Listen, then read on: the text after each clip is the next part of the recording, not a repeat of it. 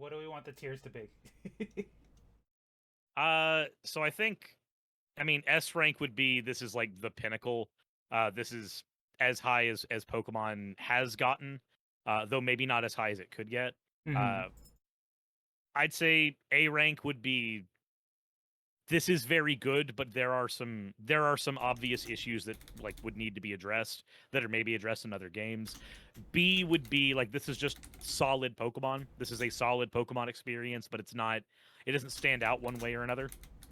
C would be this thing has some glaring problems. Let's please get those problems fixed. And D is why. D is why did you program this? D is Why poop. did you why did you create this? um, I'm trying to come up with a good way to do D tier. Um, I mean, right now you've got it saying solid poop, which is great. um, I guess meh. Meh is probably a good thing there. Yeah.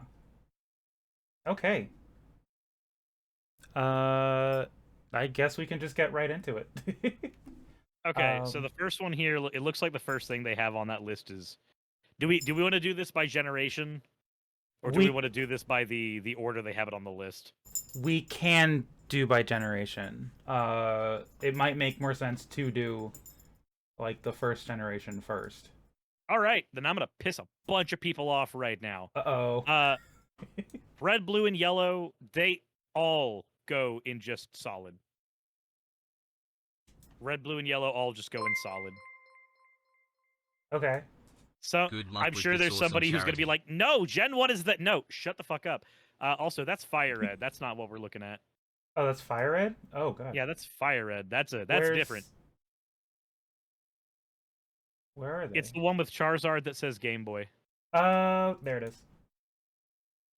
Was there a Yeah, so you're gonna find it's gonna be the one with Pikachu, the one with Blastoise, and the one with Charizard that all say Game Boy. okay. It's hard to see on my screen. It's very small.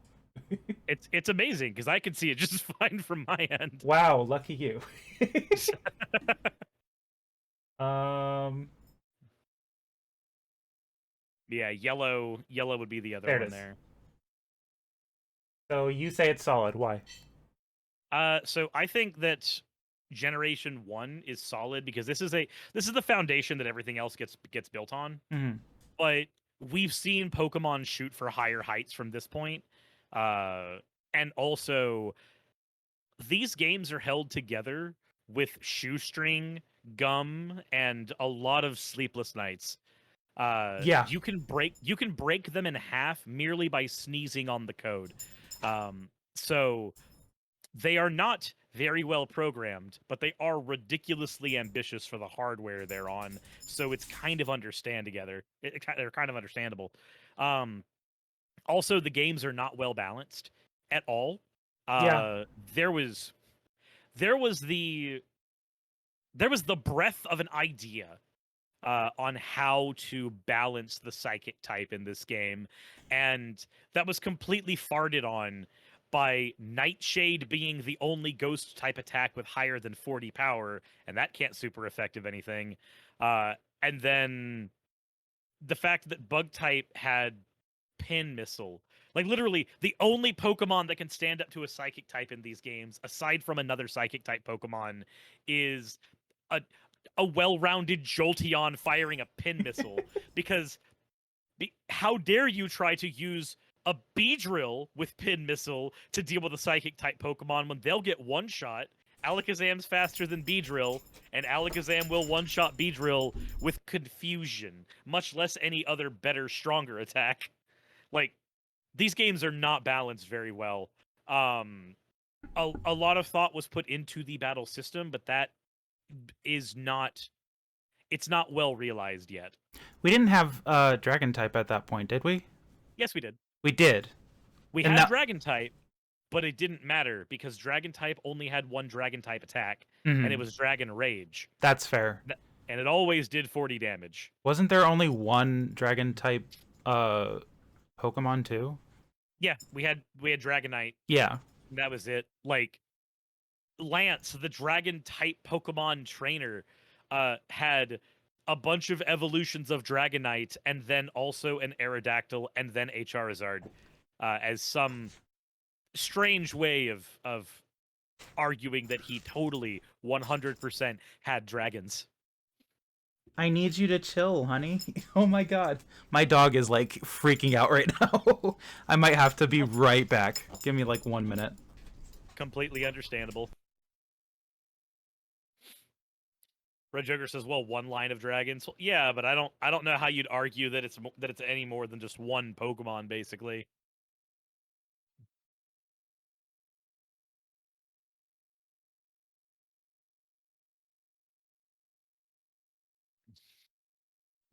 Who's the guest? So the guest is Starpanda TV. If you have not followed them already, please go ahead and do so.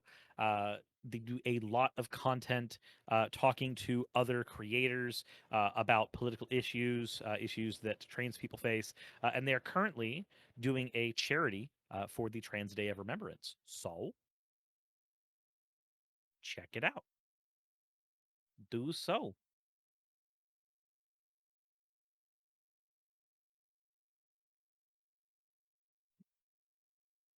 Ninja Kawasaki says Gen 3 is the best full stop. No, Ninja Kawasaki.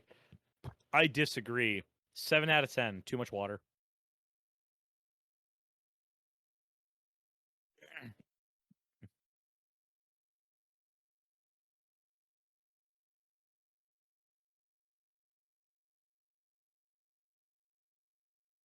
Matt F., thank you very much for redeeming your points for an owl.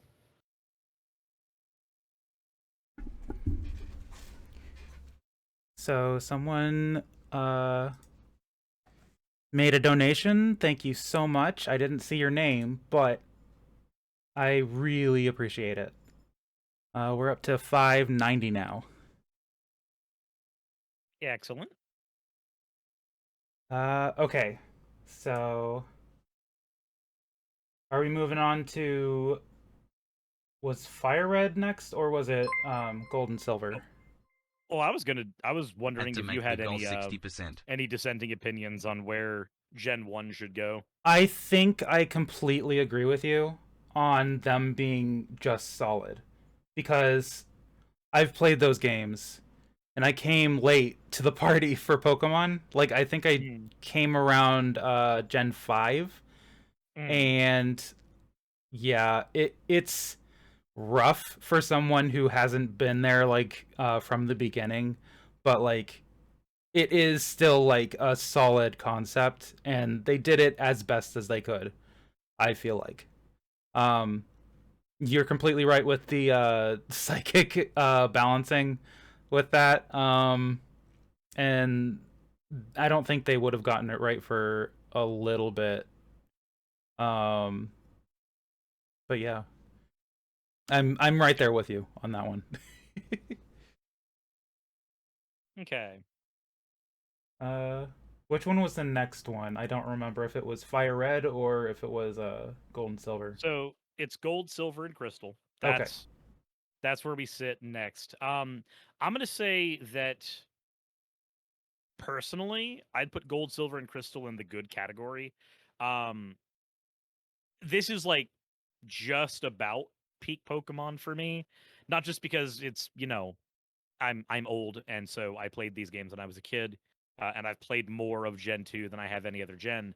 It's not just because of that. It also comes down to the fact that these games took the foundation that Gen 1 had for me and realized what those games were trying to do. That one's Heart Gold.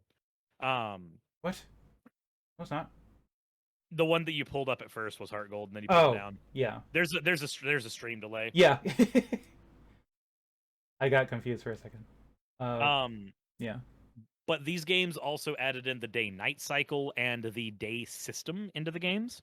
So we were able to have certain Pokemon come out at night, which added a level of realism to the experience that wasn't there before. That's right. They didn't have that in the first game. No, they didn't. And again, I think like these are running on the exact same architecture as the first game, which means that all of this was possible in Gen 1. They just didn't know how to do it yet. they were not doing the best at it quite yet. Um, Other things about this generation that I really enjoy, um, the region itself is, while a little less expansive than the Kanto region of the first games, it makes up for it by the fact that the Kanto region is included in this game. Like you beat the game technically, and then you have to go through the Kanto region afterwards. Like the what was the conclusion of the first game is the halfway point of this one. Mm-hmm. Um, and you also have the final battle with Red at the end as well, so you get to play against the protagonist of the first game afterwards, which is a really interesting idea that they didn't really use for any future titles. We don't use the pro tag of previous Pokemon games anymore. We just kind of reuse Red over and over again, Yeah. which is cool, but I mean, this is the game that did it first, and I would have liked to see it done differently later. Also, this game introduced things like the legendary dogs running from you, which was not a thing that they did for the original game. The original game, Pokemon did not run away from you, aside from the literal run command. But in this one, you actually had Pokemon that would make their way around the landscape, which just all of it added a little bit to the game, just making the world feel more alive. Like if anything, I think my biggest takeaway is Generation 1 felt like a good system, and it's a fun game to revisit. But Generation 2 feels like a world. It feels like a place where people live, and that's a really hard thing to accomplish on an 8-bit console, and yet they did. Yeah. That is very true. For me, I think I only played Heart Gold like once because I was borrowing it from a friend, and I was one of those kids where my parents thought Pokemon were evil, so I didn't get a Pokemon of my own. Mhm. um, but from what I have heard, I would have been super hyped about like going back to the original region, and fighting Red in at the end of that region, or was it the end of the first region? Oh yeah, it's you get to go to Kanto at the end of Johto. And then after Kanto, you fight Red, or is it before? It's after. So like Okay, it's you you do all of the regular game, and then that gives you access to Kanto, and then you get all the badges in Kanto, and that's when they let you into Mount Silver, and at the end of Mount Silver is where Red is. yeah. Um, so yeah, I don't really have much experience with it, but I will trust you with that one. So, This is also the This is also the first game in the series that has story development for the characters. mhm. Um, in Pokemon Gen 1, the only character who receives any development is Giovanni, the main villain of the series, at least at that point. Whereas in Gen 2, we get to see his son, Silver. His son, which we didn't know was his son at the time, he gets a lot of development throughout the story, more than Giovanni did in the original game, as well as we get to see some of the gym leaders for the first time have lives outside of being gym leaders. Olivia, before you're able to fight the steel type gym leader, you have to do a quest for her to save an Ampharos that she's trying to nurse back to health, because she is the gym leader in a port city. And Ampharos is the literal light source for the lighthouse. Oh, Jasmine, not Olivia. Jasmine, I don't know why I said Olivia. But because she's the gym leader and her responsibility is to take care of the Pokemon in that area, um, her we get to actually have that little bit of story like, oh, you're not just an obstacle in my way, you're somebody who cares about these creatures in the world, and you actively help your local community keep them alive and keep them functioning. And then of course we get the dragon type gym leader as well, where when you beat her, she refuses to give you the gym badge, and you have to go do a complete separate trial to prove that you're worth that gym badge. And then her masters come down and go, "What the fuck is wrong with you? What are you doing? You could be not an asshole, and yet here you are." Yeah. Like just being able to see character from a lot of these gym leaders. It was something we only really got in the anime before, so it was really nice to see it here in the games for the first Hmm. time. Yeah. That's actually a pretty good step up from the first games, where like they actually have like some kind of storyline for those characters. So, Hmm. um, yeah. So, do we want to move on to it's Fire Red and Leaf Green, right? It's Ruby, Sapphire, and Emerald version Oh next. my God, I'm jumping ahead too too quickly. um, there's Emerald. Um, there it is. They're all down here. We'll put that there. Okay. So these I have also not played originally. I played the remakes. So, uh, what do you think about these ones? Okay, so I think these personally they go in solid, but almost go down to meh for me. Oof. My reasoning is this: never, ever in a long running franchise should you strip away things that you have introduced into it in your later games. Ruby and Sapphire literally strip away the day night system from Generation 2, which means that Pokemon that were tied to the day night system, like two of the evolutions, Umbreon and Espeon, have to have different ways of leveling up in this game because it's a system that had no reason not existing in this game. The only reason I put it under Gen 1 for solid is because Gen 1 had an excuse. It's the Mhm. first one. Gen 3 has no excuse. Absolutely zero. Now, story of Gen 3 is nice. I like the story of Gen 3 more than what we get in Gen 2. But the actual systems the game has, this feels like this feels like the beginning of a problem that Pokemon would have going forward, which is combating feature creep by gutting features out of the games. And I disagree with that philosophy so much as somebody who enjoys playing a variety of different video games. I feel the need to basically just get upset if you give me a feature in a game that is beloved and then you remove the feature in the next game and there's not a reason for it. Like it's one thing with say the Pokemon contests that are there in Generation 3. Not having the same Pokemon contests in another game is fine because in later generations you'd find that other regions simply have different culture and customs. So a Pokemon contest as it exists in Gen 3 might not be the same thing in Gen 4 or 5 because we're physically in different locations that don't have those same attractions. But day and night are things everywhere experiences. There was no reason to take those out of those games. Um, there's a lot of features in these games that I like. I like the clubhouse system. I like the way multiplayer works in these games more than the other games. Um, I did not like, however, losing the time machine because in Gen 2, we had a time machine system that would allow you to mess with Pokemon stuff from Gen 1, even if you were playing with your game in Gen 2.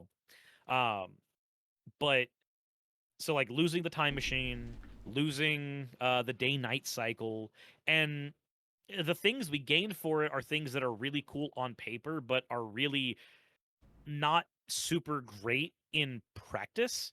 So if you played Pokemon Ruby, you'd have one villainous team that would fight alongside you and one villainous team that would fight against you. And if you played Sapphire, you'd have the opposite happen. But all that really happens is that the villainous team lies to you in one version or the other. Both of the teams are bad. Both Archie and Maxie's teams are villains. They are not good people. But in one of them, you just arbitrarily pick the side of Team Magma, and in the other, you arbitrarily pick the side of Team Aqua because the leader just tells you, hey, we're trying to stop this. And as opposed to taking those characters as they exist and making them do a heel turn, what would have worked for me? This idea would have worked for me if after beating Team Aqua in Pokemon Ruby, the game would have then had Maxi come up and say, okay, now that Team Aqua's out of the way, I'm going to be a problem. But instead, the narrative has the characters act like they're the good guys throughout the entire story, and that never lets up. And it's only if you play the other game that you realize that both sides are bad, and one side is most definitely lying to you. I know there's a lot of people that really loved that idea of being able to pick a team based on which side you got, but when the narrative ends up being the enemies are the Saturday morning cartoon villains and the heroes or the other villainous team is just the Saturday morning cartoon heroes, and there's no depth to either of them, it, it feels like it's superfluous. I know Emerald fixes this a little bit by having both sides against you, which makes much more sense because they are both villainous teams. Um, but just in general, I feel like Gen 3's a step back from what Gen 2 did, while having none of the excuses that Gen 1 had for stripping away those systems. That's where I sit where Gen 3 is concerned. Not to mention, Gen 3 still has the same exact battle system as Gen 1 and 2, which we wouldn't realize was as much of a problem until Gen 4 came out and fixed it. Would you put the third versions of each game above the previous two? I would put the third versions of each game above the previous two for most of them, yeah. I'd put Emerald above Ruby and Sapphire because it nixes my problem with the villainous teams. Mm-hmm. I'd put Yellow ahead of Red and Blue because it nixes a lot of the glitches. And Crystal I'd put above Gold and Silver for the sole reason that Crystal lets you play as a female for the first time. Ooh, Like, that was not a feature until Crystal. wow. Took a while for them. And not really. They just did it. So, Yup. um, yeah, I don't have much to say on these because I didn't play the original versions. I only played the remakes. So, um, You'll have more to say when we get to the remakes then. yeah, definitely. Uh, So the next thing's Fire Red and Leaf Green. there we go. I'm gonna be honest. I'd put Fire Red and Leaf Green in the solid category as well, probably right below regular Gen 3. Only because these are the first remakes we got of Gen 1. And they are good, but they're very bare bones, just like the original Gen 1 games were, and they use the exact same structure for the areas as Gen 1 did. And all of those limitations make sense in Gen 1 because there were technological limitations. This was the first game that was made for the series. Whereas Fire Red and Leaf Green, as much as I like them, I don't think they did enough to justify being remakes. They add very little bits in. There's some changes in these, like the way that you do the lemonade quest for getting into Saffron City is tweaked a little bit in this one. But if I'm being honest, these feel lesser than Gen 1 because all of the systems are identical to Gen 1 with none of the excuses for it, which I kind of hate, but I do still like them. I do still think they're solid Pokemon experiences. I just wish they were better than the originals. Mm-hmm. My opinion is that when you do a remake, the correct way to do a remake for a video game is to replace the original. You should make a game that both stands on its own and replaces the original game in every way, shape, and form.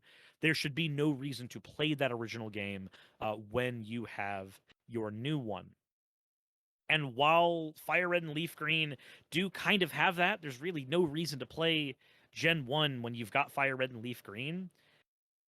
they don't do it in a significant way. It's more that you're playing a more pretty version of the original games, with a post game that the original games didn't have, the Sevi Islands, and you have it's less glitchy. A lot of the glitches have been removed, Hmm.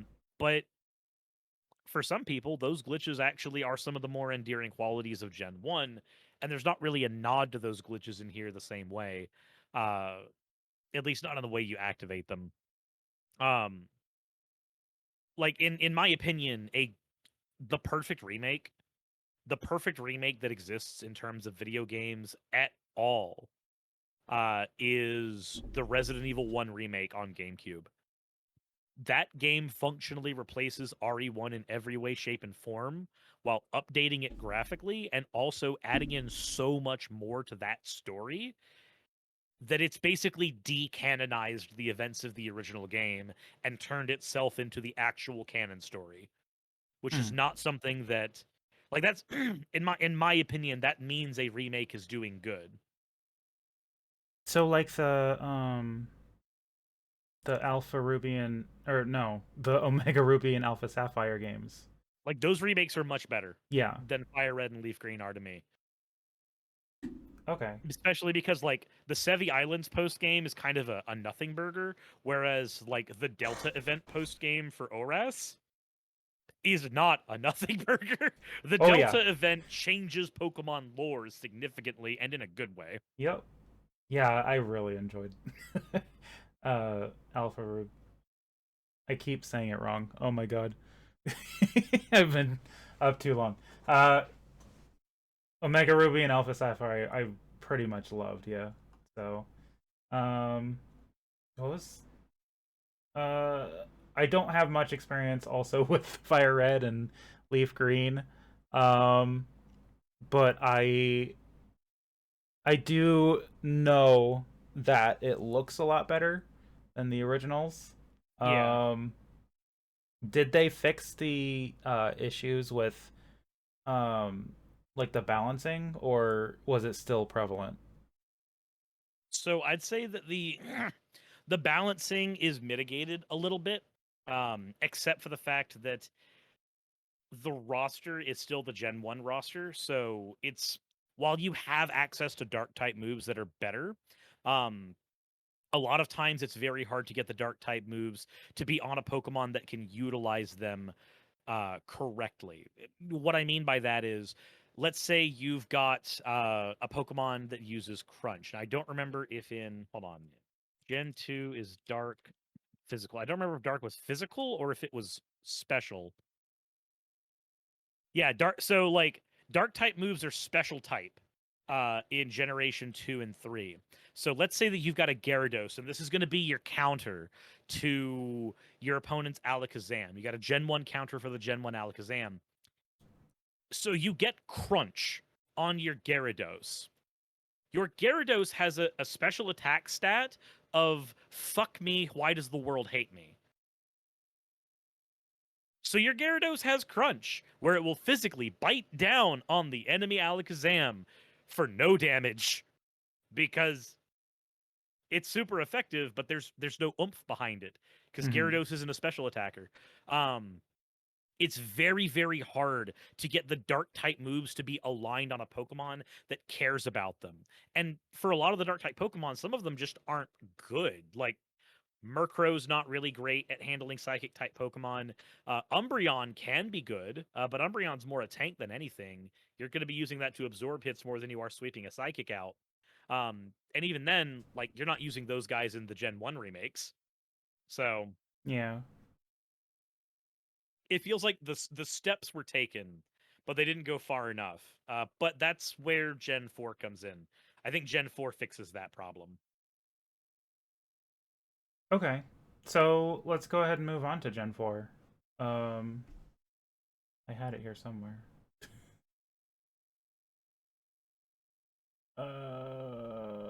No. Ruby, no. Diamond and Pearl, right? Diamond, Pearl, and Platinum. So where do we want to put those? I'd say Diamond, Pearl, and Platinum for me sit right about at. I'm gonna be honest. I'd put them in Amazing. Ooh.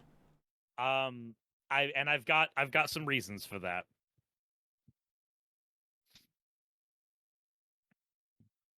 So, this is also one that I have only played the remakes. I did play the originals at one point, and that was I think when I was in middle school. Um, my friend let me borrow their DS and play the game, and I was like, "Yes, this is amazing." But it was only like for one class because, again, my Mhm. parents weren't great. Um, but yeah, I had a lot of fun with that one. So, um, I would, I guess I can like comment on the roster. I Mhm. do like the roster a lot. I'm trying to think of it. Uh, if you want to comment on it for a sec. So my reasons for throwing this in amazing category for me, um, Generation 4 takes all of my problems with Gen 3 and it turns it on its head. Mm. My problem with Gen 3 lies almost entirely in feature strip. I hate feature strip. Whereas Generation 4 is the first time where we got a significant amount of time dedicated to the lore of the Pokemon universe. So we have a story that I actually care about. It's the return of the day night cycle. It's the introduction of the global trade system. It's the introduction of voice chat into the series for the first time. Ooh. Um like it was amazing to me that the DS could handle voice chat in fights. Like that was just a thing that console could do that I had no idea about until I I was involved in Pokemon forums doing it. Because global trade was a thing for the first time as well. This was some of the first times that Pokemon breeding actually mattered. So the breeding system introduced in Generation 2 and that was also in Generation 3, that system is fine, but there's not much reason to use it because most people did not live in an area where people competitively bred Pokemon to the point where they were ridiculously powerful with their inherited values, um, and had their perfect natures and everything. People didn't really do that back then because there wasn't really much need to. I mean, you played through your game and you might spend that time breeding the perfect Gyarados, but there was nobody to use it against for the most part, not in a way that was significant.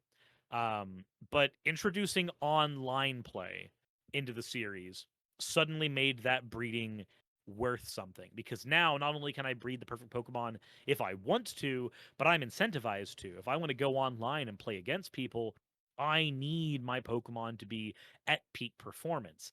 So this is where like the competitive system for Pokemon started to truly shine for me because now there was a reason to actually have your Pokemon set up correctly for competitive play.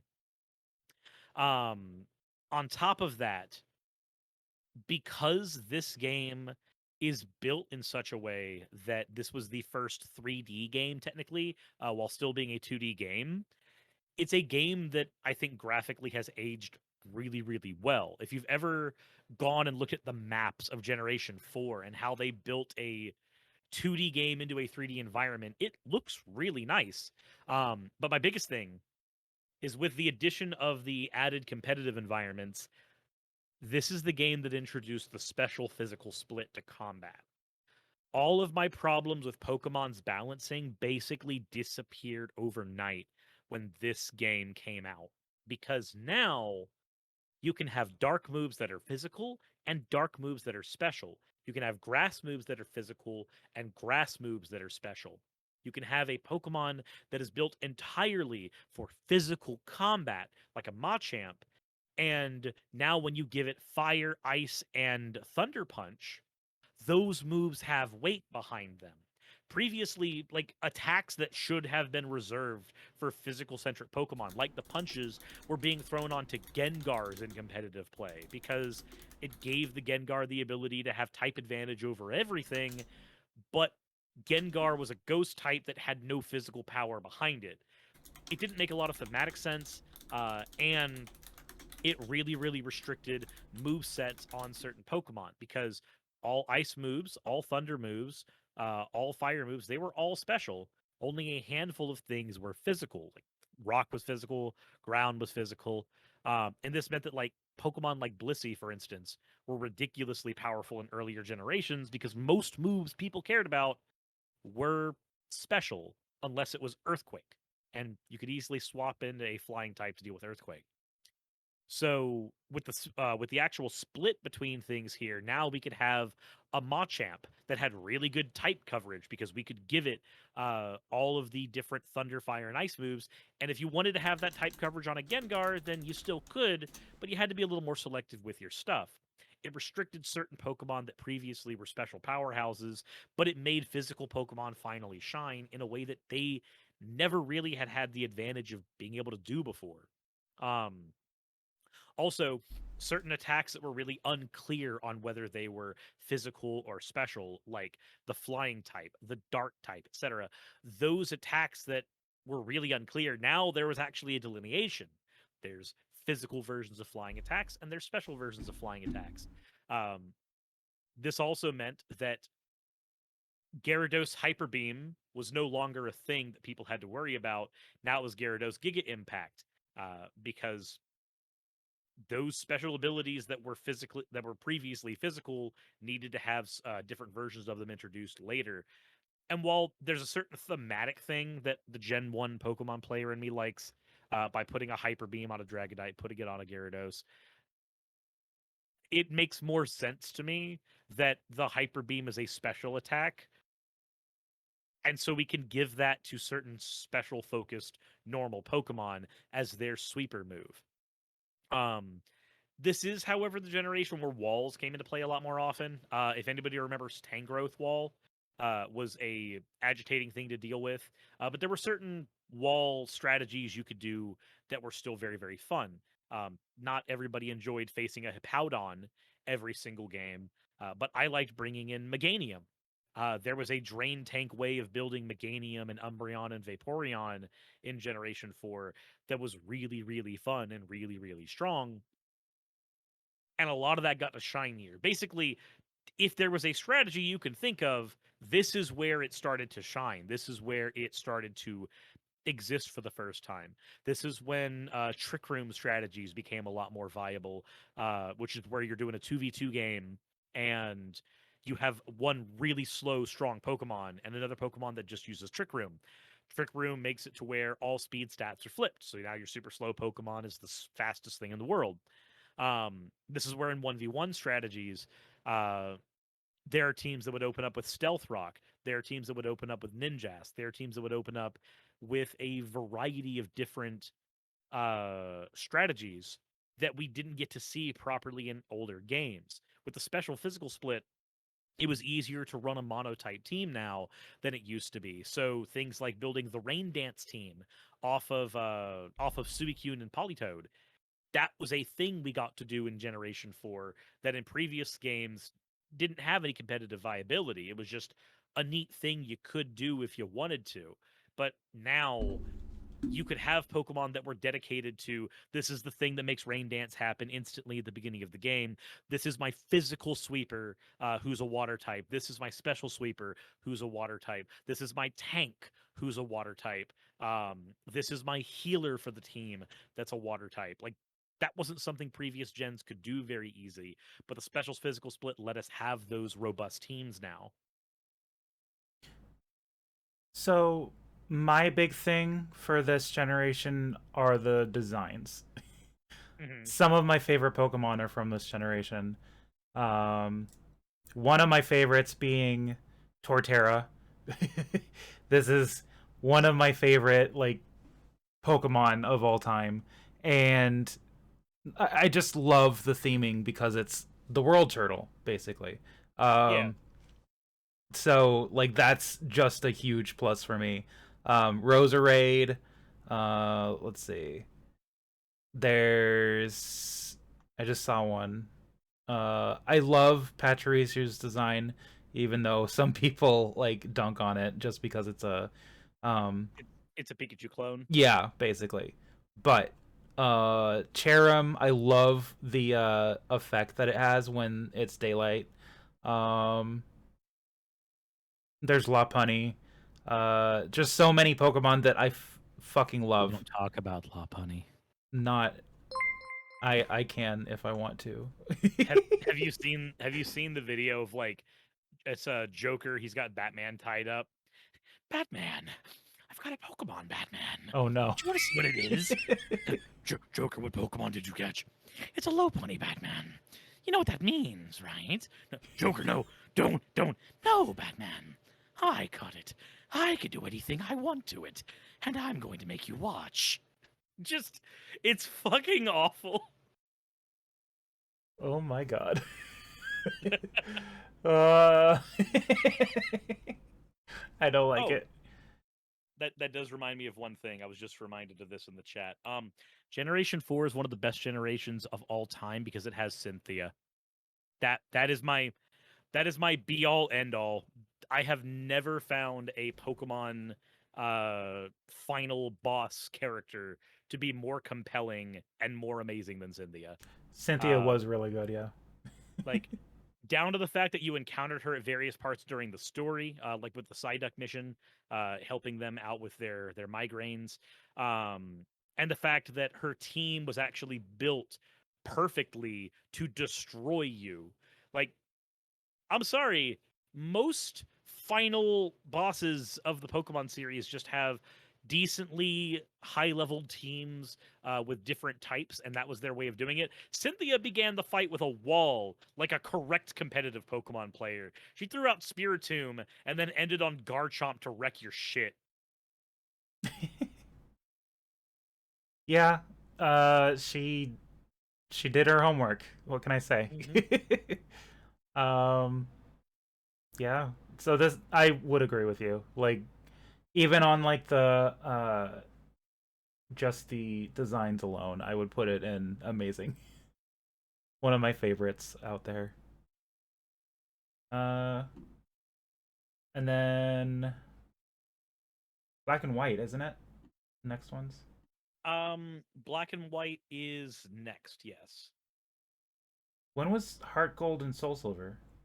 I believe they're right after Black and White. Okay, gotcha. It's I believe it's Black and White, Heart Gold, Soul Silver, then Black and White 2. Oh wait, no, Heart Gold, Soul Silver is next. Okay, Is Heart it? Gold, Soul Silver is Gen 4. Oh, okay.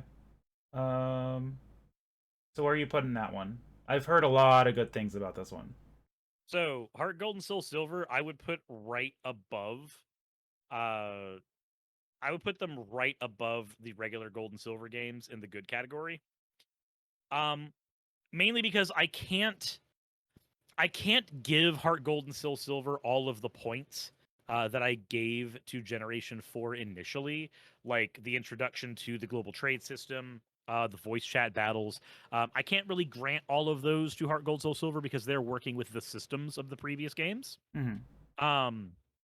However, I do think these games due to Generation 4 or due to Generation 2 what I wished Fire Red and Leaf Green had done to Generation 1. While Heart Gold and Soul Silver have the map basically superimposed identically from the original game, they expand it significantly with the introduction of the 3D models.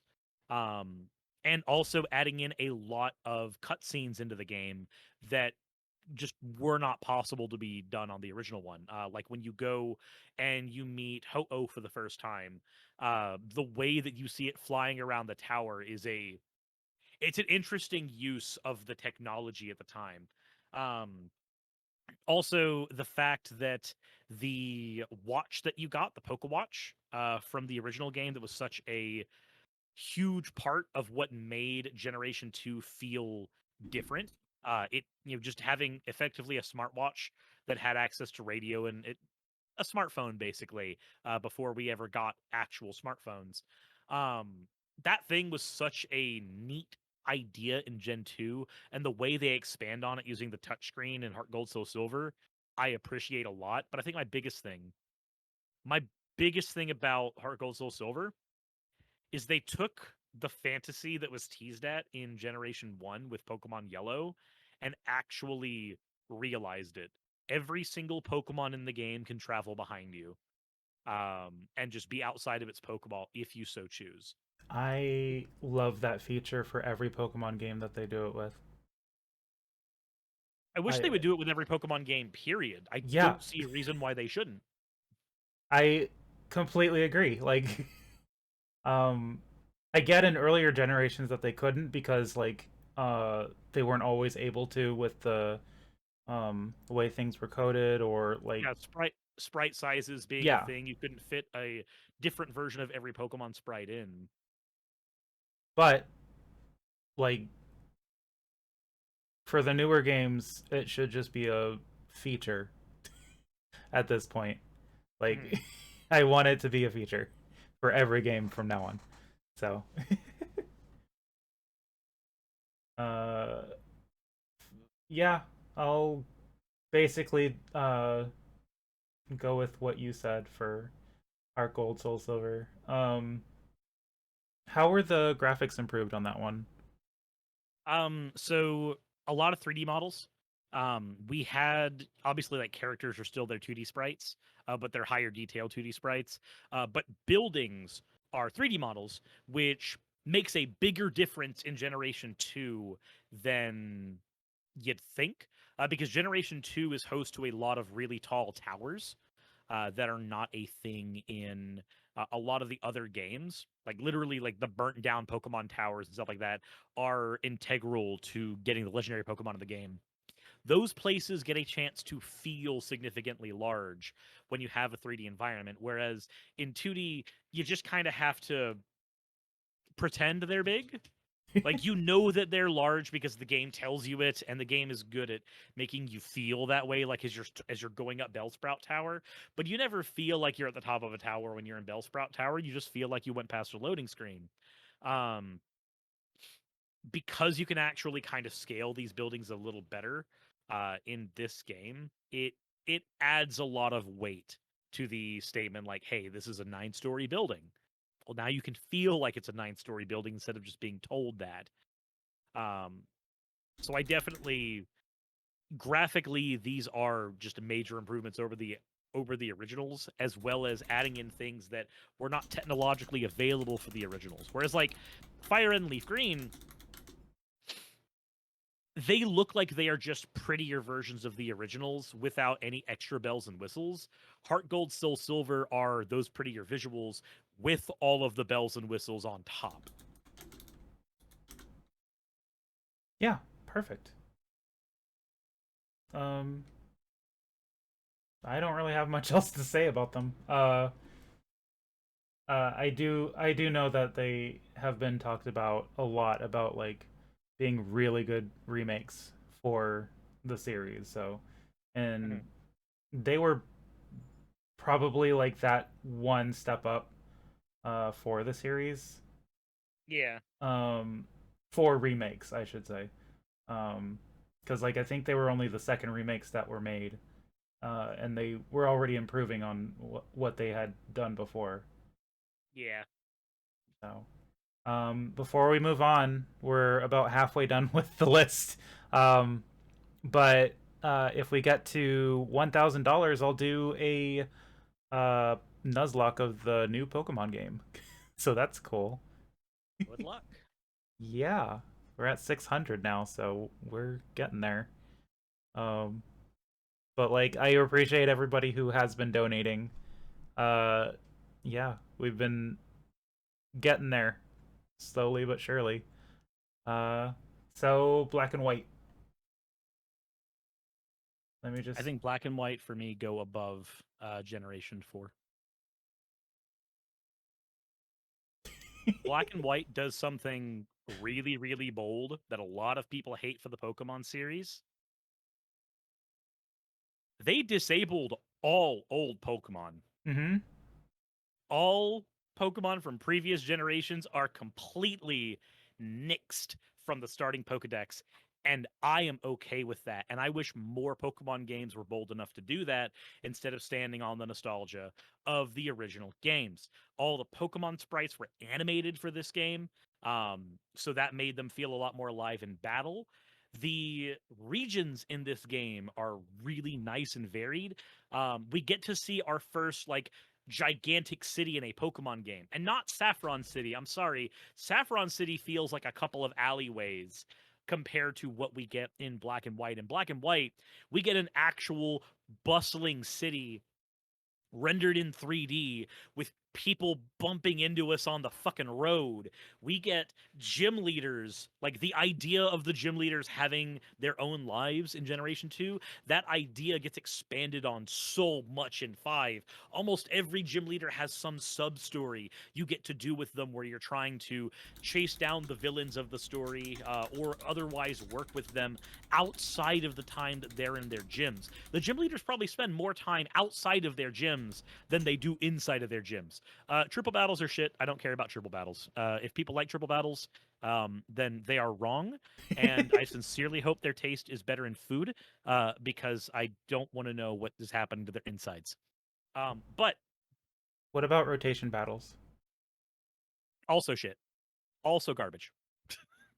I'm sorry. I am okay with double battles, but I prefer my single battles in Pokemon. Like Yeah. over and above everything else, I want my one-on-one Pokemon fights. But if I were to give the other major thing Black and White does, Generation 4 is the first time that we got a Pokemon story that gave you a lot of background lore for the series that was important for establishing the world you were in. Generation 5 is the first time that it felt like I was playing a role-playing game. I Really? recognize that technically all of these are RPGs, but Black and White was the first time where I gave a shit about the villain. I gave a shit about the gym leaders. I gave a shit about every character that was on screen. I wanted to progress the story forward because I wanted to see what was going to happen next. There's not a single Pokemon game before this one that ever gave me that feeling of what's going to happen next in the plot. I never gave a shit about the plot because there probably wasn't a plot half the time. Generation 5? N? And Gestus? They are a compelling duo. They are a very compelling duo. Also, yeah, there's the Dream World, which is the bit of feature creep they added into this. I wasn't happy they got rid of the Underground, but they replaced the Underground with the Dream World, and the Underground is a feature that while I love from Gen 4, I can understand them not having it in later games because the Underground is a geographical set piece of the Sinnoh region. The Unova region wouldn't have the same type of underground because the Unova region is skyscrapers and cityscapes and shit like that. You'd be plummeting into the sewer system before you'd be going underground to get any mining done. But no, between the fact that this has all of the benefits of Gen 4 while having upgraded graphics. Pokemon are animated in combat now. They look alive. They look lively. The storyline is fan-fucking-tastic. They had the boldness of cutting down the Pokemon roster and saying, hey, play with the new Pokemon and only play with those.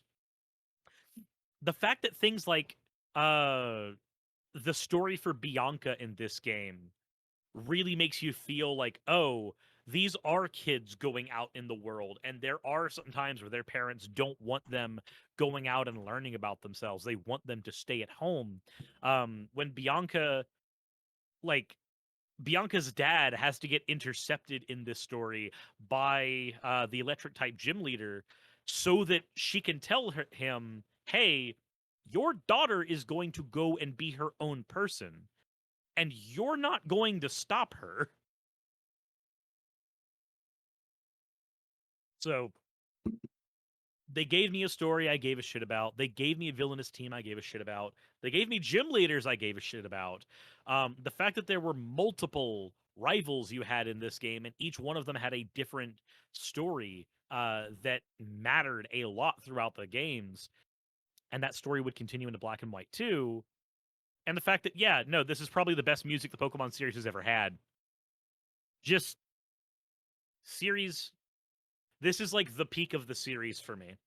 Spoiler alert, we aren't going to be getting this ever again.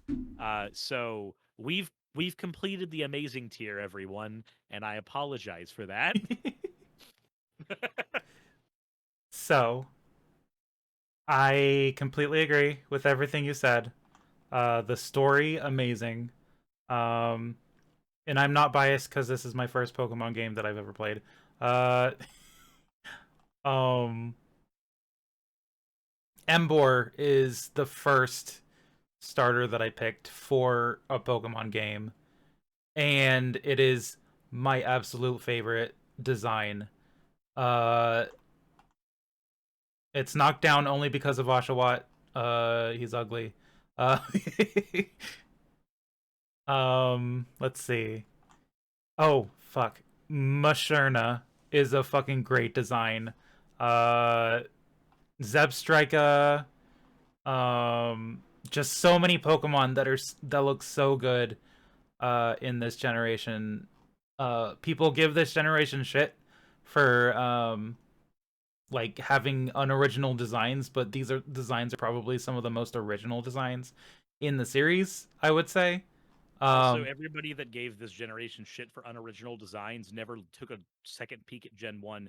Every person who says something about Chandelure or Vanillish needs to take another look at Magnemite and Grimer and yes, Voltorb. yeah, Every single design problem you think you have has existed in Pokemon since the beginning. You're just getting older now, and rose tinted glasses look really good on you. yeah. If anyone wants to fight me, I'm here. Um, yeah, I've never thought the Gen 1 designs were like particularly good. I didn't think they were bad, but like just the amount of years that I have heard people talk about how uh like Gen 5 designs aren't good or unoriginal or anything, like people saying Trubbish and Garbodor are bad, fuck off. Like they're good designs. Like they're literally the idea of like New York City and all the trash that is in that city. Like Mhm. it's great. I love these designs. Um Emolga is my favorite Pikachu clone. Also it's flying electric, so uh but yeah, like I cannot complain about anything of this game. I love them. They are all great. And yeah, I completely agree. They're above and beyond in every over every other Pokemon game, I would say. Um, but yeah. Uh, so Black and White 2, where would you put that? Black and White 2, I would put in the good category. I'd put them under uh I'd put them under Heart Gold, Soul Silver, and above the original Gen 2. Actually, no, I'd put them below the original Gen 2. I um I like Black and White 2. Um, Black and White 2 does something that other Pokemon generations did not do, and that is they progress the story from the original game as opposed to rehashing it. Mm-hmm. I really like that. However, as games, storyline wise, I don't care about the story in Black and White 2. It's literally just Gestus returns. We didn't kick his ass hard enough the first time. And we don't have N anymore. Like the storyline of N learning how to be a functional human being, we concluded that in the first version of this game. So the fact that all we have is Gestus, who is the uninspired Saturday morning villain, eh? I don't I don't care for Gestus on his own. I think he works well when he's the abusive father of N. I don't think he works well when he's the Giovanni clone. Um, thoughts on Colress? Colress is cool. I think Colress is cooler in the anime than he is in the games. However, um, Oh, these games re-brought in all of the Pokemon from the original games again, which I can understand doing that for the sequel. I get it. They even start you off in a different area in these games. There's a lot of neat stuff that these games do for the sake of shaking up the third version strategy that we've had in previous games. But if I'm being honest, as good as they are, they feel like less than the sum of their parts compared to the originals. I don't return to Black and White 2. I return to Black and White 1. Yeah. I don't think I even took a chance on Black and White 2. Um, I had not gone back to the generation for Black and White 2. So I actually don't know much about this. But I will say that N is like one of my favorite protagonists, or not protagonists, but like characters in the Pokemon series, I would say. Um, if not my favorite, probably one of them. So Mm-hmm. oh, that's what I have to say about that. Okay. um, yeah. So um,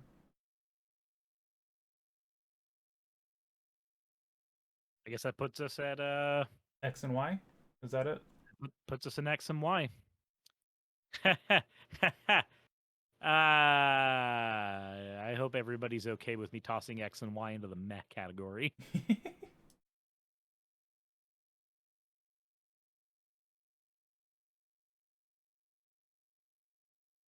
Reason is this: these are the first 3D Pokemon games, and they do nothing with that idea. Yeah. Nothing. There's not a damn thing these games did with the fully 3D environments that could not have been accomplished on the original grid-based ones.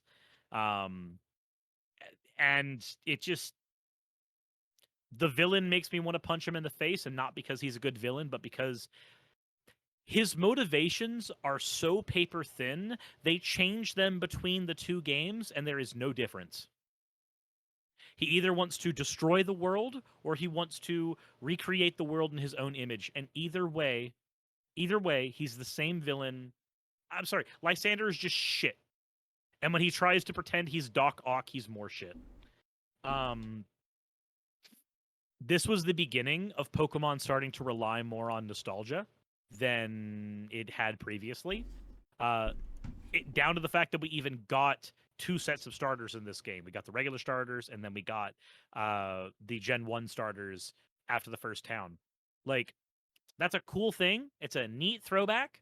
But this game brought in one thing I care, or two things I care about. Two. It brought in Wonder Trading, and it brought in Mega Evolutions, and only one of those things has stayed. Mega Evolution. That's the other thing I probably should point out. This is the game that began the gimmick attack. Until this generation, we didn't have the game's gimmick.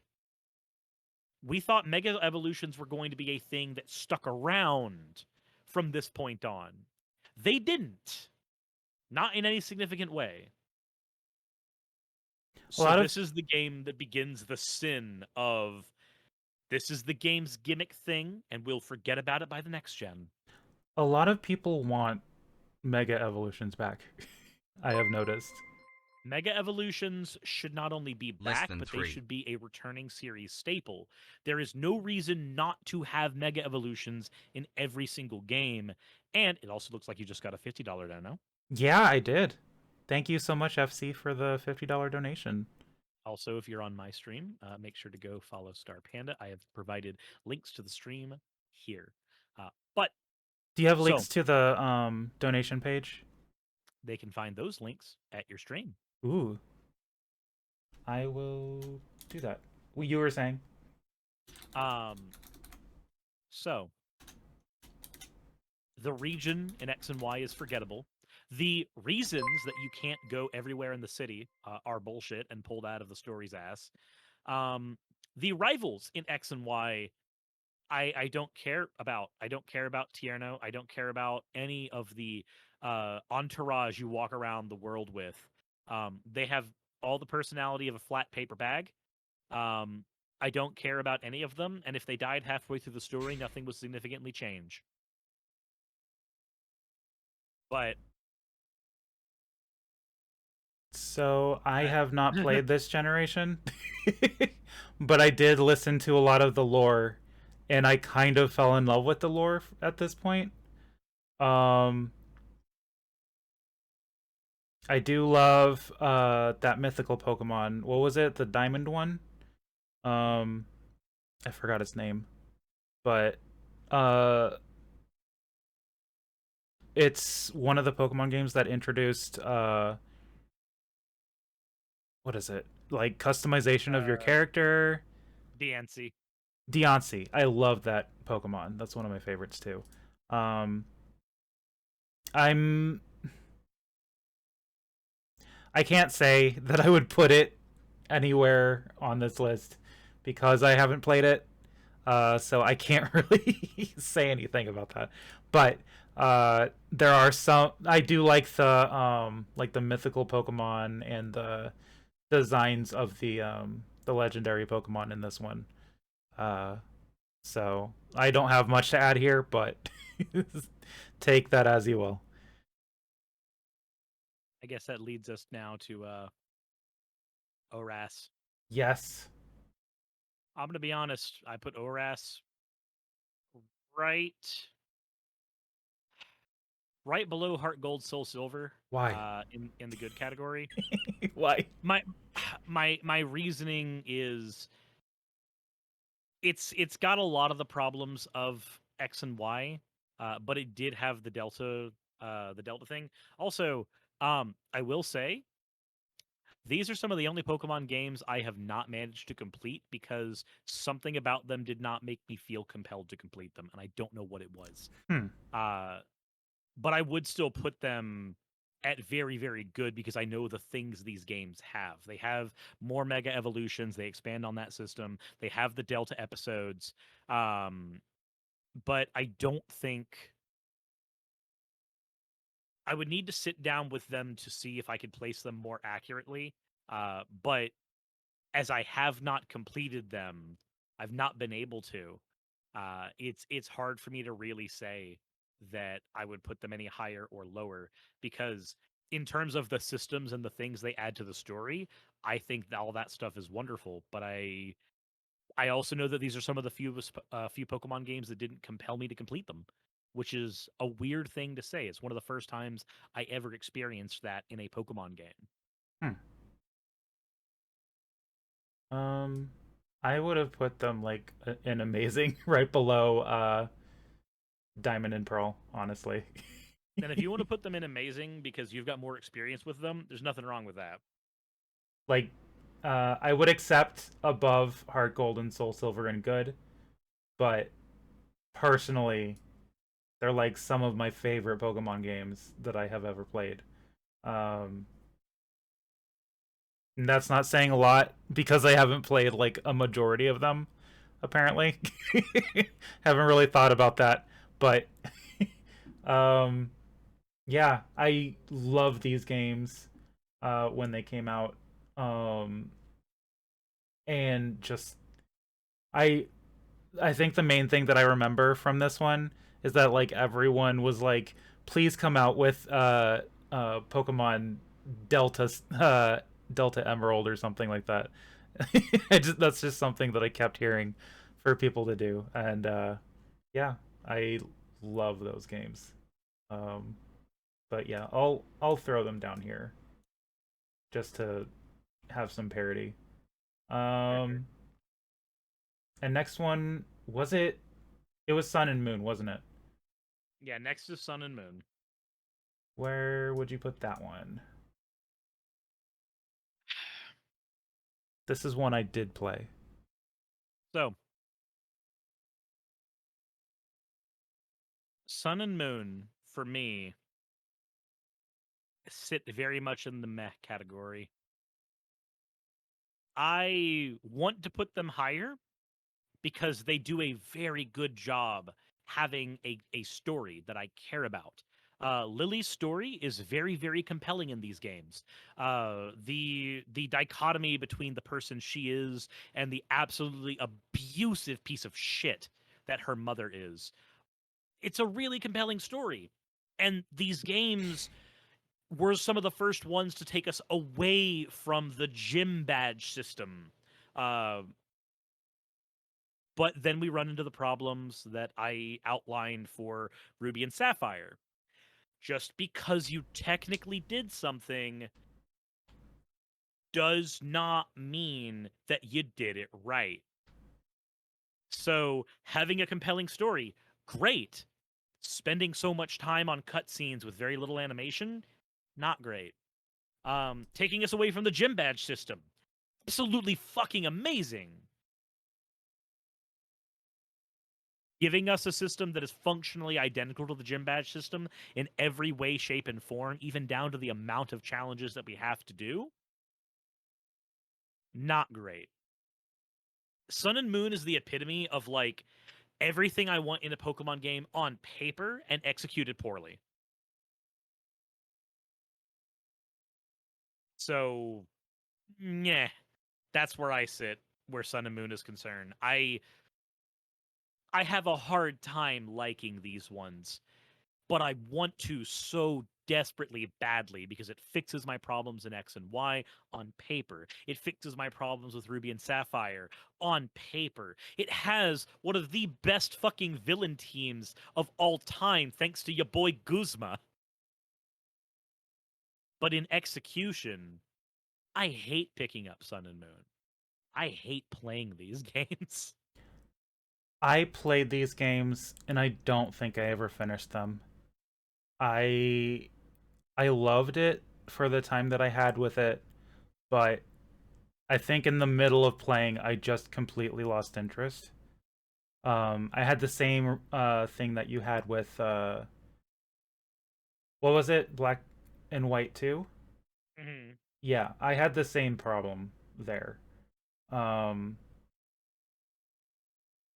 yeah, I don't know what else I can say besides what you said. Like uh the the quote unquote evil team I loved. Um I liked the how'd you like the rival? You mean weird anime hair ripped from Beyblade Man? No. Wasn't it How? Oh yeah, it was Hal. I'm thinking of the guy who looks like an Absol. Yeah, that's Gladion is who I was thinking of.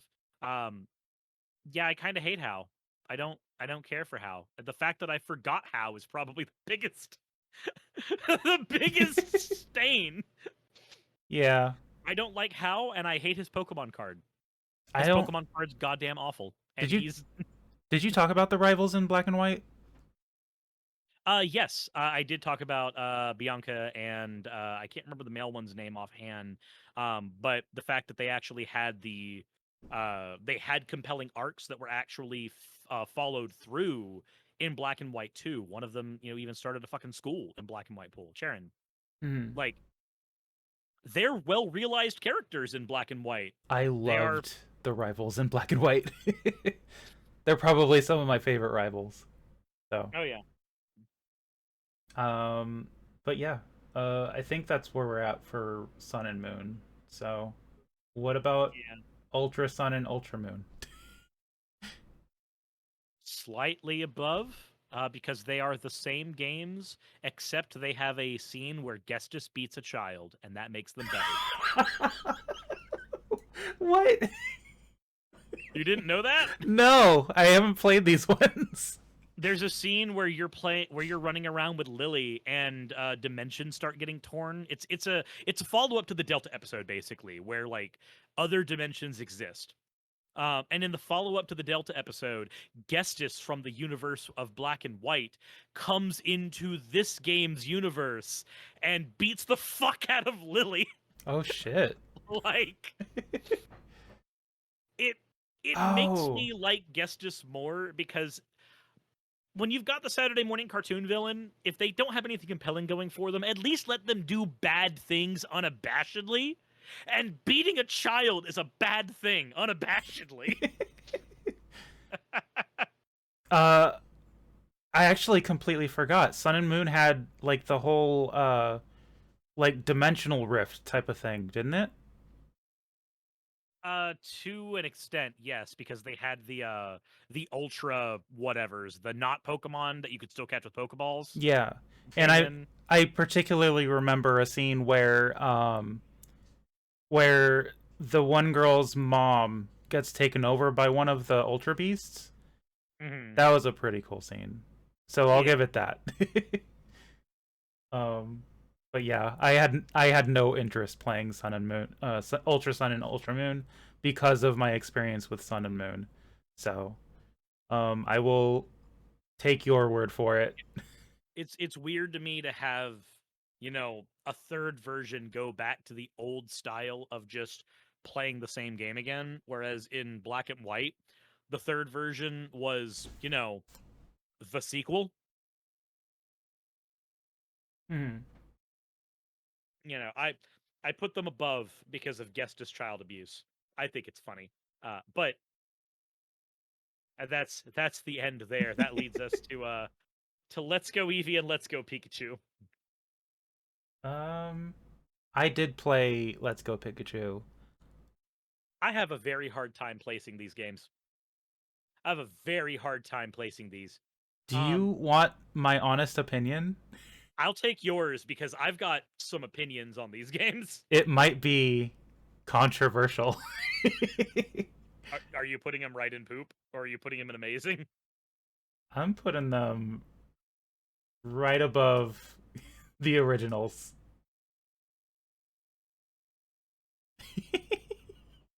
I would put them. So okay.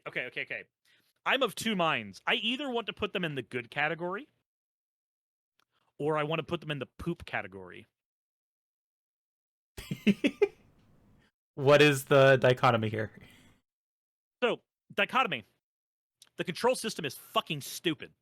Fair. Holy shit. The person who decided to go with the gimmicky one nunchuck control system is the first person who should probably suffer death by blender. The person who suggested that at the board meeting just to sell the little Pokeball accessory, nah, he should be the first fatality of ultra capitalism. Just right there in the blender, gone. Head first, so that we can all witness the pain that happens to the rest of his body, but he only experiences it for a little time because I'm not as cruel as I could be. But holy gobshit. That decision makes me want to fry my brain in a microwave. The scene in Metal Gear Solid 4 where Snake is crawling through the oven, I want to experience that just thinking about this control scheme. Okay, anyway, That actually kind of however, threw a wrench into my like idea of it because I completely forgot that it had like the throwing a Pokeball like Pokemon Go. I completely forgot about that. so the throwing the Pokeball like Pokemon Go, I don't hate. I like that idea. It's super neat. I think it's really cool. They're controlling the game with one controller like it's a remote control for a TV. It feels like they're trying to get parents who have never given a shit about Pokemon before to play the games there. And I hate to tell Nintendo this. I hate to tell them this very important bit of information. Half of them are dead now. You're building a game for a demographic that is, by and large, aged out of giving a shit or dying. Oh no. I'm sorry.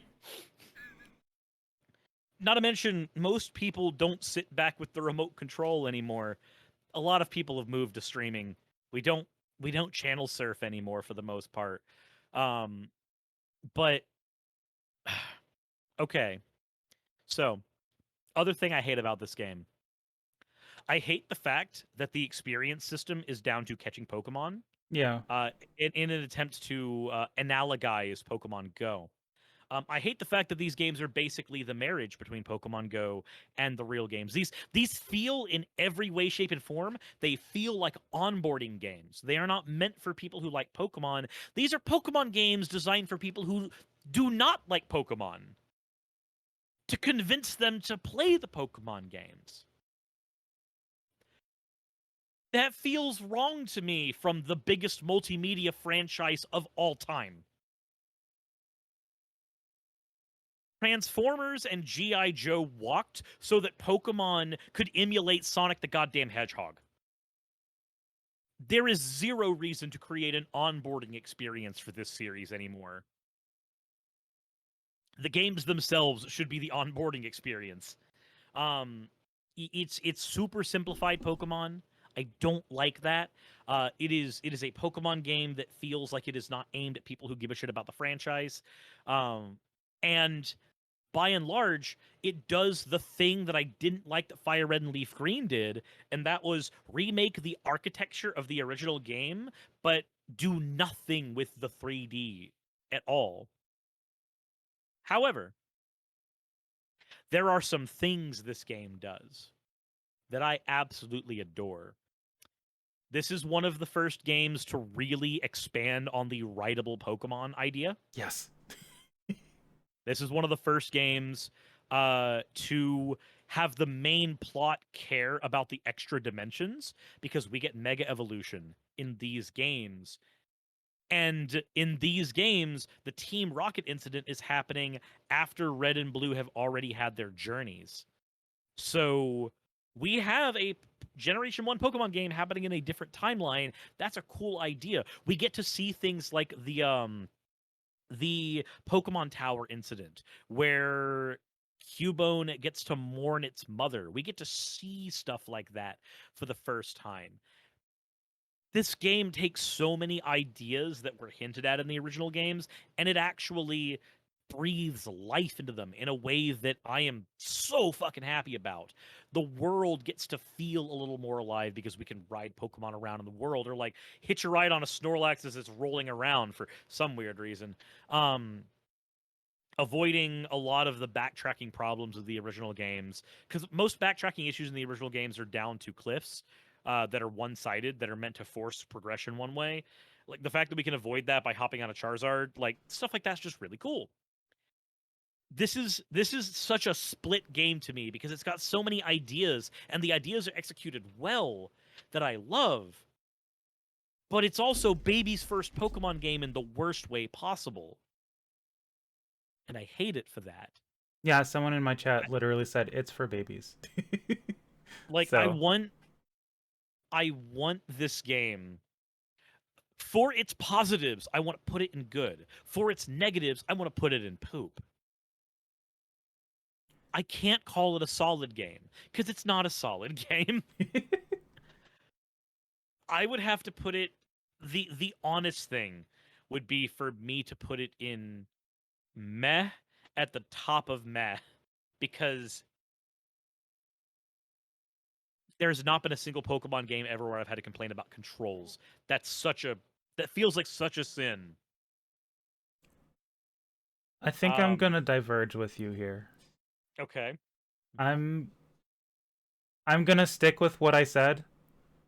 Okay. I think it goes above the original ones just because it does iterate on the idea of being that trainer and like actually the actual companionship with your Pokemon.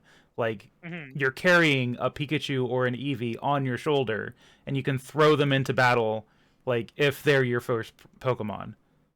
Uh Mm-hmm. and I don't know, it gave me those good feelings when I played it.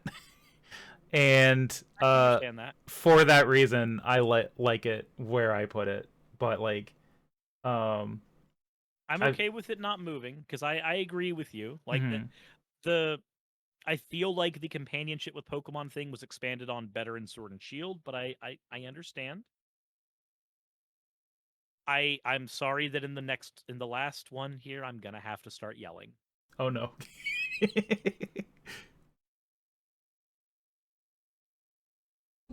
There is no Pokemon game in the franchise that makes me legitimately angry, except Sword and Shield.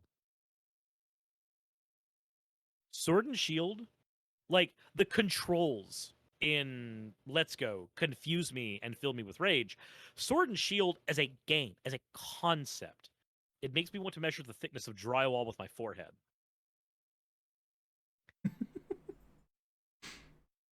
How in the flying fuck do you make a Pokemon game that is fully 3D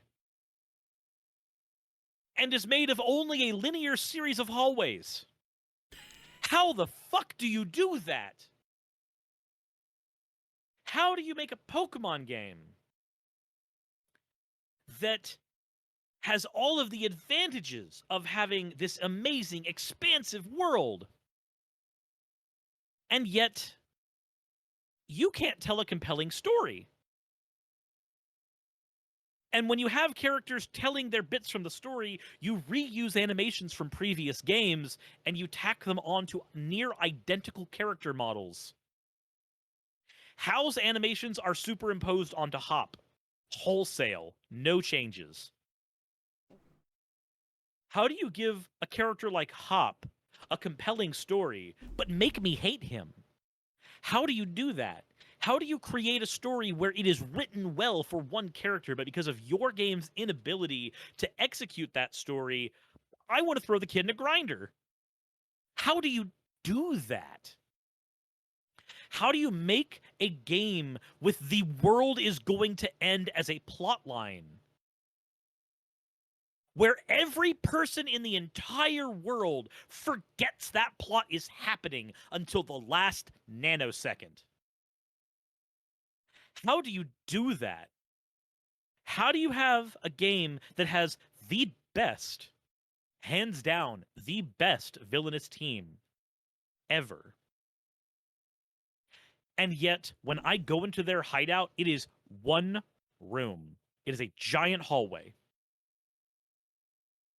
How do you fuck that up so much? How do you go from Generation 1, where we have the memorable Silphco experience, where we have the Under the Cerulean Games Corner experience, where we get to go through these mazes to try to locate Giovanni, and they are memorable set pieces in those games, to a single hallway down a back alley? How do you go from one thing to the other? How do you go from the well choreographed cutscenes in Sun and Moon, of all things, to the characters stand around and emote at each other only kind of in Sun and Moon, or in Sword and Shield? How do you have an open world experience in your Pokemon game that is literally detached from the rest of the goddamn world in such a way that while I could feasibly get anywhere in the world from this open area, I am locked behind the story and unable to progress anywhere? And again, the open world area is literally set aside from everything else. How do you create a Pokemon game where you go into dungeons and the dungeons are 2-room hallways? There is in Generation 1 and 2, there are things like Victory Road. There are things like the Seafoam Islands. There are tons of little nooks and crannies to explore in those games. And yet, in these games, when they try to give you anything even remotely analogous to that, it is go through one hallway, go through another, meet a character, the area is done. You are finished. How in the fuck do you create a game that has one of the most compelling setups for its plot, and the world you place it in is made of absolute human garbage? This is the first Pokemon game that treats the Pokemon League like the sporting event that the anime treated it like. And it feels amazing. Every battle with every gym leader feels like I'm in an arena with people cheering, because I'm literally in a goddamn arena with people literally cheering. How do you have such compelling set pieces set in a world that is so thoroughly uninspired? Or maybe it is inspired, and I didn't get a chance to feel like it is because I was too busy running into invisible goddamn walls. there are areas in this game that look like they tried to be more open, and there are invisible walls that lock you onto a single handful of steps route through every single one of those areas. How do you have the skeleton of the greatest Pokemon game you possibly could create, and you fuck up the execution so badly that after a single playthrough of my game, I have not touched it once? Even though they had one of the best types of post-game ever, the 4-player raid battle system, that's cool. I love MMORPGs. Putting me in effectively a group trying to take down a giant Gigantamax Pokemon, cool. Oh, but what is Gigantamax? What even is that as a concept except bad Mega Evolution? Why is every single thing this game sets out to do absolute horse crap and a desperate attempt to do something other games did differently, but slightly, again, different, but not good? Gigantamax is a way to lazily give all Pokemon, or Dynamaxing at least, is a lazy way to give all Pokemon this super special, awesome new ability. But you don't want to make new forms, so don't go back to the Mega Evolution thing. But give a few of them a special form because Gigantamax is there, and I guess you had one or two interns that were willing to take the abuse from Nintendo for a couple more weeks to make those character models. Sure.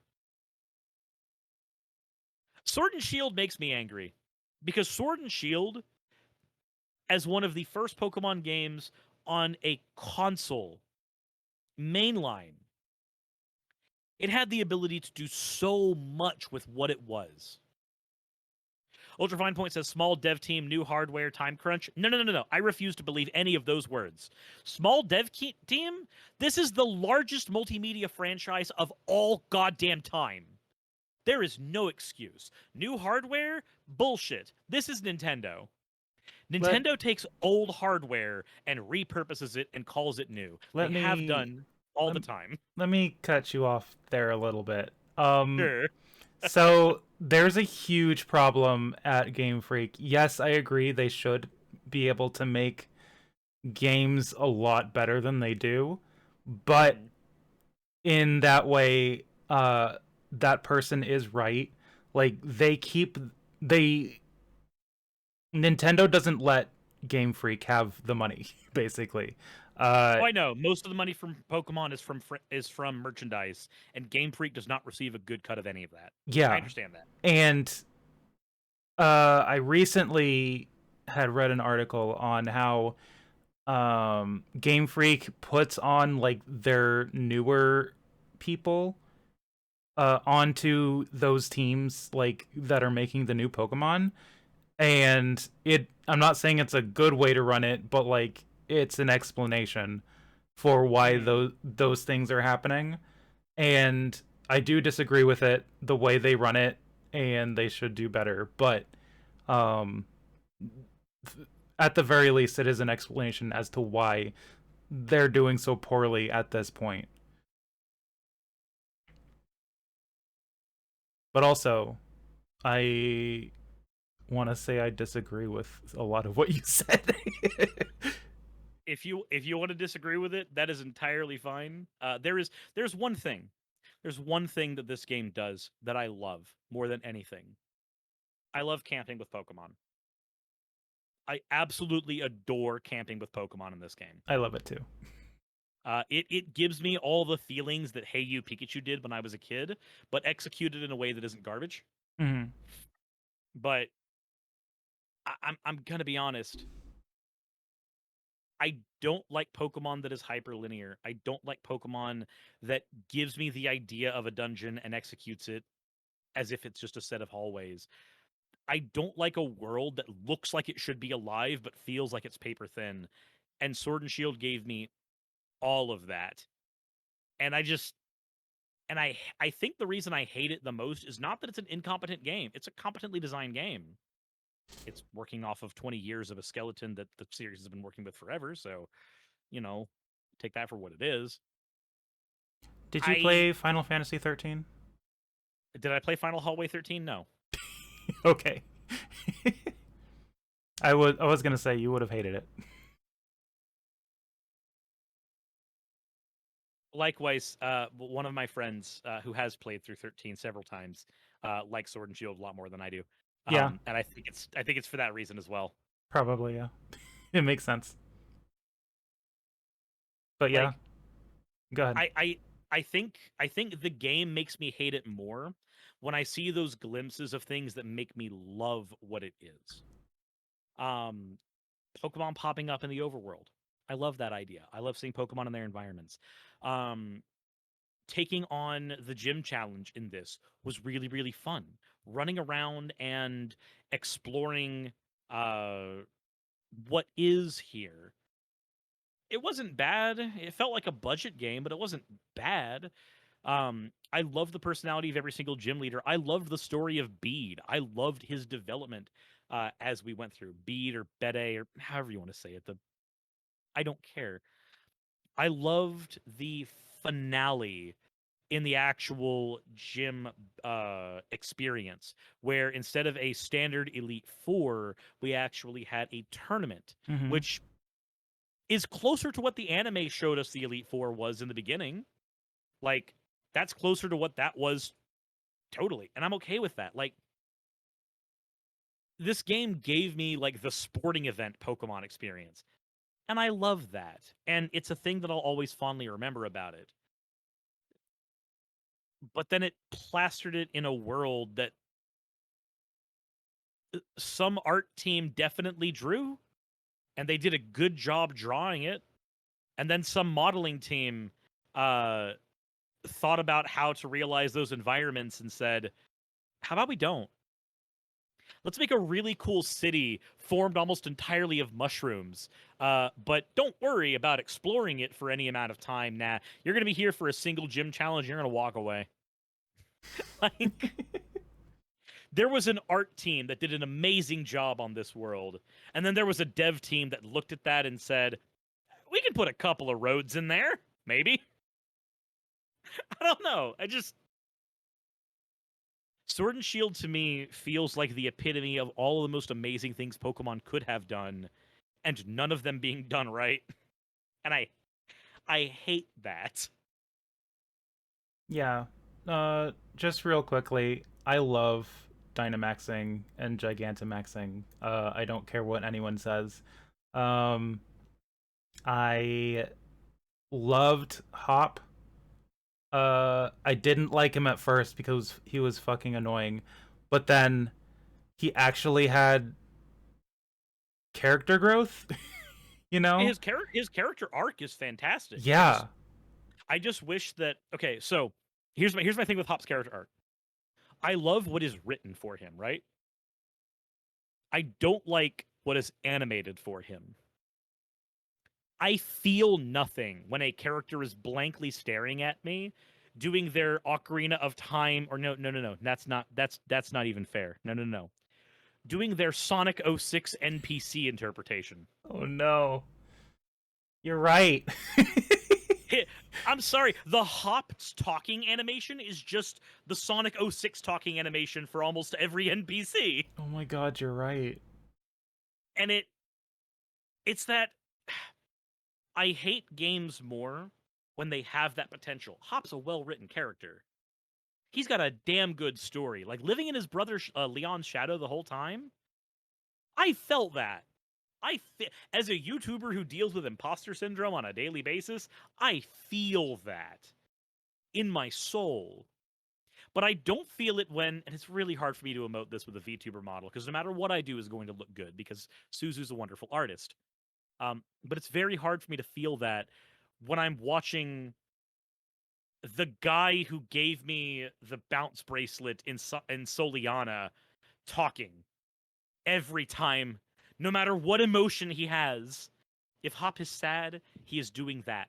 If Hop is angry, he is doing that. If he is in the deepest, darkest depths of despair and vengeance, he's still got that blank stare and he's still waving his hands in the exact same way. Yeah. Yeah. I think I have to agree with you on that one. Ugh. I think that's why my issue with Sword and Shield never comes down to what it is. My issue comes down to how they executed it. Like, well-written character, terrible way of showing that character do anything. Amazing art design behind all of the areas in the world. Uninspired area layout. Really cool underground mineshaft area. 2 screens and hallways. Like, it just... Sword and Shield is all of this amazing idea on this side. Dear God, our budget ran out on the other side. Like, And I hate that. I would probably put it in meh. I can't put it in poop because I've played Digimon games. So like I would probably, at the very least, I would put it below X and Y. At the most, I would put it above Ultra Sun and Ultra Moon. So I would put it in poop because it had no excuse. I put games in poop that have no excuse for being where they are. I could understand putting it in meh. I can completely understand that. I just think that so I think I'm more angry with Sword and Shield now than I was when they came out. Right? Mhm. When they came out, I was disappointed. Then I played Legends Arceus. Now I'm angry. I feel like Legends Arceus is everything I've wanted a Pokemon game to do and be for so long. And it makes Sword and Shield that much more bitter to me now. That's fair. So I would put it probably in meh. If you want to put it in meh, then I am fine acquiescing. I don't feel like hacking your computer just to move your mouse around to put it in poop. I can't put it in poop because of the game that just came out. Oh, Violet? Yeah. Like, it looks good until you see all of the bugs that are happening. It looks good until it shits the bed. Yes. So I haven't played Scarlet and Violet yet. I haven't either. I am planning on picking them up probably after I am done with the subathon because I can't afford to pick them up before I do a subathon. But when I do my subathon, some of the funds from that will be towards picking up a copy of Scarlet and Violet because my new game money has already been spent on Sonic Frontiers, which was a fantastic game. Really? Somehow, despite the game having all the same problems as Scarlet and Violet in terms of like not having enough money and not having a big enough dev team, they pulled together a story that I cared about. Thank God they brought in Ian Flynn as a writer. Yeah, for that. They've needed to do that for a while. They pulled together a really good story. They pulled together a really good gameplay loop. And they had the best boss battles the series has ever programmed. And Axolotls is just saying, Egg Dad? Yeah, no, dude, fucking Eggman as a dad is the best thing they have ever done in the Sonic series. I will die on that hill.